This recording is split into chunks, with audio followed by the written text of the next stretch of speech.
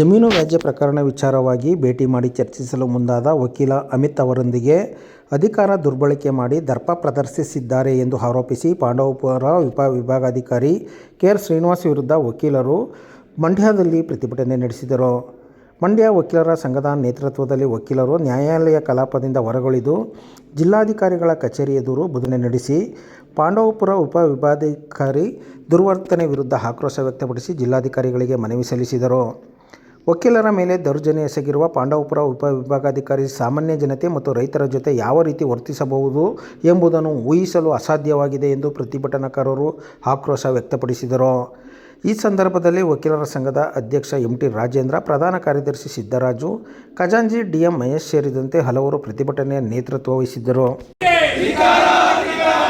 ವಕೀಲರನ್ನು ಬಂಧಿಸುವಂತೆ ಆದೇಶ ಮಾಡಿರುವ ಪಾಂಡವಪುರ ಎಸಿಗೆ ಏನು ಮೊನ್ನೆ ದಿನಾಂಕ 10/3/2025 ಪಾಂಡವಪುರ ಎಸಿ ಆಫೀಸ್ಗೆ ನಮ್ಮ ವಕೀಲರು ಹೋಗ್ತಾರೆ. ಏನಕ್ಕೆ ಅಂತಂದರೆ, ಯಾರೋ ಅವ್ರ ಕಡೆಯಿಂದ ಒಬ್ಬ ಏಜೆಂಟು ಫೋನ್ ಮಾಡಿ ಪಾಂಡವಪುರ ಎಸಿ ಅವರು ನಿಮ್ಮನ್ನು ಕರೀತಾ ಇದ್ದಾರೆ, ನಿಮ್ಮ ಪ್ರಕರಣ ಆದೇಶಕ್ಕೆ ಹೋಗಬೇಕು ಅನ್ನೋದಾದರೆ ಏನು ಅಲ್ಲಿ ಕೊಟ್ಟು ಸಮಥಿಂಗ್ ಕೊಟ್ಟು ಕೇಸ್ನ ಬಂದು ಭಾಗಿಯಾಸ್ಕೊಳ್ಳಿ ಅಂತ.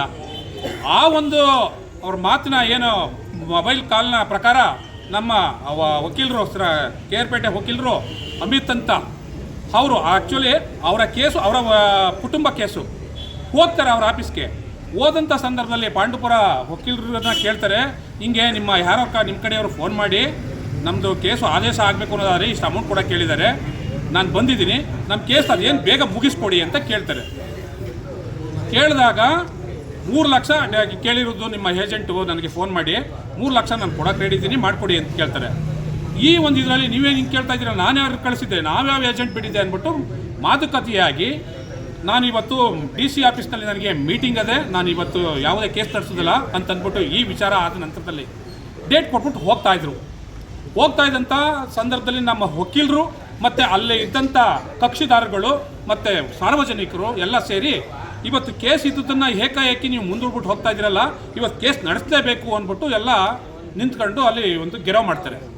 ಗೆರವು ಮಾಡೋದನ್ನು ಈ ಲಾಯರಿಂದಲೂ ಈ ಥರ ಆದದ್ದು ಅಂತ ಹೇಳಿ ಪಾಂಡವಪುರ ಪೊಲೀಸ್ ಸ್ಟೇಷನ್ಗೆ ಫೋನ್ ಮಾಡಿ, ಲಾಯರು ನನ್ನ ಕರ್ತವ್ಯಕ್ಕೆ ತೊಂದರೆ ಕೊಡ್ತಾ ಇದ್ದಾರೆ, ಇವ್ರನ್ನ ಬಂದು ಅರೆಸ್ಟ್ ಮಾಡಿ ಅಂತ ಹೇಳಿ ಅರೆಸ್ಟ್ ಮಾಡಿಸ್ಕೊಂಡು ಕರ್ಕೊಂಡು ಹೋಗ್ಬಿಟ್ಟು ಪೊಲೀಸ್ ಸ್ಟೇಷನ್ಗೆ 2 ಅವರ್ ಇಟ್ಕೊಳ್ತಾರೆ.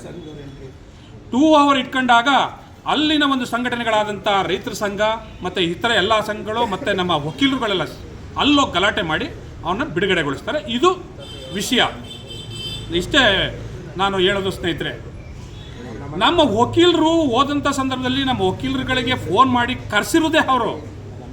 ಈ ಥರ ಭ್ರಷ್ಟಾಚಾರ ಮಾಡ್ಕೊಂಡು ನಾವು ದುಡ್ಡು ಕೊಟ್ಟರೆ ನಿಮ್ಮ ಕೇಸನ್ನು ನಿಮ್ಮ ಪರವಾಗಿ ನಾವು ಕೇಸ್ಗಳನ್ನ ಮಾಡ್ಕೊಡ್ತೀವಿ, ಆದೇಶ ಮಾಡ್ಕೊಡ್ತೀವಿ ಅಂತ ಹೇಳಿ ಈ ಥರ ಒಂದು ಭ್ರಷ್ಟಾಚಾರ ಮಾಡ್ತಾ ಇರುವಂಥ ಒಬ್ಬ ವ್ಯಕ್ತಿ ತನ್ನ ಭ್ರಷ್ಟತೆಯನ್ನೇ ಮರೆತುಬಿಟ್ಟು ನಮ್ಮ ವಕೀಲನ್ನ ಅರೆಸ್ಟ್ ಮಾಡಲಿಕ್ಕೆ ಆದೇಶ ಮಾಡಿರೋದು ಎಷ್ಟು ಸಮಂಜಸ, ಎಷ್ಟು ಸರಿ ಅನ್ನೋದನ್ನು ನಾವು ಇವತ್ತೆಲ್ಲ ನಮ್ಮ ಮಂಡ್ಯ ಜಿಲ್ಲಾದ್ಯಂತ ಎಲ್ಲ ಏನು 7 ತಾಲೂಕುಗಳ ವಕೀಲರ ಸಂಘದ ಎಲ್ಲ ವಕೀಲರುಗಳು ಇವತ್ತು ಕಾರ್ಯಕಲಾಪಗಳಿಂದ, ನ್ಯಾಯಾಲಯದ ಕಾರ್ಯಕಲಾಪಗಳಿಂದ ದೂರ ಉಳಿದು ಹೊರಗುಳಿದು ಅದನ್ನು ಪ್ರತಿಭಟಿಸಿ ಅವ್ರನ್ನ ಅಮಾನತಿನಲ್ಲಿ ಇಡುವವರೆಗೆ, ಏನು ಪಾಂಡವಪುರ ಎಸಿನ ಅಮಾನತಿನಲ್ಲಿ ಇಡುವವರೆಗೆ ಇವತ್ತು ನಾವು ಒಂದು ಹೋರಾಟ ಮಾಡ್ತಾ ಇದ್ದೀವಿ.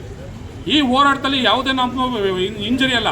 ಯಾಕೆಂತಂದರೆ ಒಬ್ಬ ವಕೀಲನಿಗೆ ಈ ರೀತಿ ಮಾಡಿದ್ರೆ ಇನ್ನು ಸಾರ್ವಜನಿಕರಿಗೆ, ಕಕ್ಷಿದಾರರಿಗೆ ಯಾವ ರೀತಿ ಆಗ್ತದೆ ಅನ್ನೋದನ್ನು ತಾವು ಎಲ್ಲ ಜನ ಏನು ಸಾರ್ವಜನಿಕರು ಯೋಚನೆ ಮಾಡಬೇಕು ಅಂತ ಹೇಳ್ತಾ ನಾನು ಮಾತು ಮುಗಿಸ್ತೇನೆ.